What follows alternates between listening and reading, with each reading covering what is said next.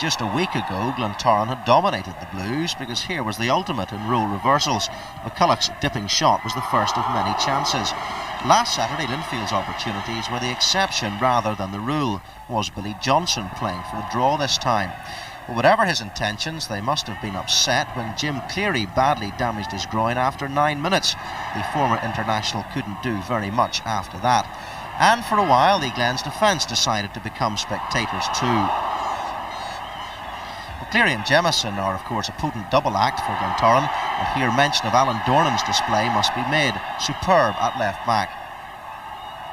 By the 20th minute, Cleary's groin had had enough, but it's nice to have such an able deputy for the Marshal, Barney Bars. Well, soon after that, a chance fell after a scramble. McCoy half-scooped one at Dunlop. And Bars was in there too with his sixpence worth. In fact, he was involved in some of Glentoran's best football of the half.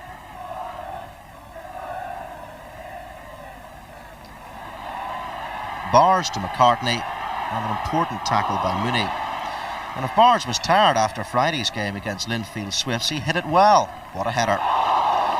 Bars clearly glad to be back in the mainstream at the Oval, even if it was at the expense of Jim Cleary. Now the second half, Burrows, Barr with the dummy, and McCulloch's shot. The crew's old boys working well. There's plenty of skill in the Linfield ranks. Alan Patterson has some too. It was just like the good old days at Seaview a little later when Barr touched one off for Burrows, who attempted to clear the spy on Cop. But you can't keep Barr quiet, or Lee Docherty for that matter. Both politely inquired if perhaps they might have a penalty. But Lee needn't have worried, because the only goal of the game was only minutes away. McCulloch through to McGackie, who touches it round Patterson and in.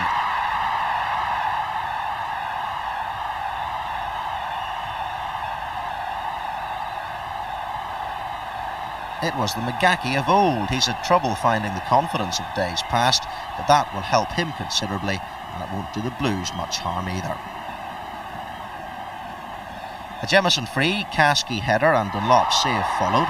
A set-piece move perfectly executed by Glentoran, with George hoping that Billy Bingham and Philip Hughes are watching these pictures. McGackie could have had a second goal near the end. Again, a bit of a scramble.